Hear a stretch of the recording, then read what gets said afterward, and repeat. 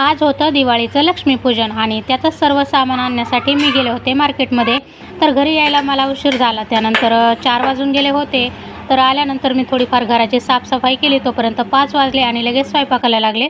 आज मी मटर पनीरची भाजी बनवली होती आणि चपाती बनवली. खूप साधा सिंपल स्वयंपाक बनवलेला होता, कारण आम्हाला गोड पदार्थ काही बनवायचे नव्हते. त्यानंतर लगेच रांगोळी वगैरे काढायला सुरुवात केली. दरवाजाच्या बाहेर रांगोळी काढायला जागा कमी आहे, त्यामुळे माझ्याकडे हा जो छोटासा पाट आहे त्यावरती मी फुलांची रांगोळी काढली आणि त्याच्या साईडला ना थोडीशी आपली जी नॉर्मल रांगोळी असते ती काढून घेतली. दिव्यांमध्ये तेल आणि वाती घालण्याचं काम मी राजवीरकडे सोपवलं आणि त्यानंतर मी तयार झाले. तर मागच्या वर्षी दिवाळीला माझ्या आईने माझ्यासाठी जी साडी घेतली होती ती साडी यावेळेस मी दिवाळीला घातलेली आहे. त्यानंतर मावची तयारी केली आणि लगेचच महालक्ष्मी पूजन करायला सुरुवात केली. छान असं लक्ष्मीपूजन जे देवघर आहे माझं त्याच्या बाजूलाच करून घेतलं. आता माझ्याकडे जास्त मोठा फोटो वगैरे काही नव्हतं. ज्या मंदिरातील मूर्त्या आहेत लक्ष्मी माता, गणपती बाप्पा आणि सरस्वती मातेच्या, त्याच मी छान अशा ठेवून घेतल्या.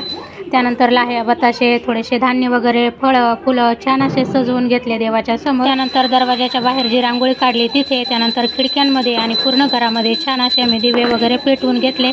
आता सर्व तयारी करून झाली. यावर्षी काय आम्हाला दिवाळीचं फराळ बनवायचं नव्हतं, त्यामुळे देवाला प्रसाद म्हणून मग मी जिलेबी आणि थोडासा पेढा आणि बालुशाही जे आहे ना तर विकतच आणलेलं होतं. थोडंसं पाव किलो त्याचाच नैवेद्य दाखवून घेतला.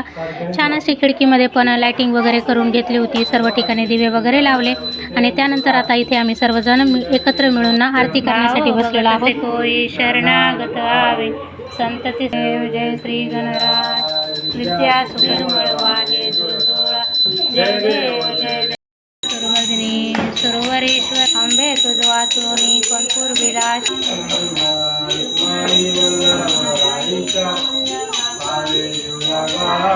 छान अशी आरती वगैरे करून झाली आणि मुलगी ही आपल्या घरची लक्ष्मीच असते, त्यामुळे माऊचं पण इथे मी औक्षण वगैरे करून तिला ओवाळून घेतलं.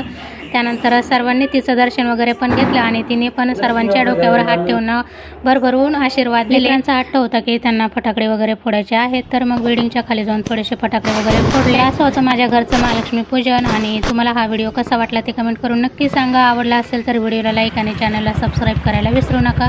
Happy Diwali, bye.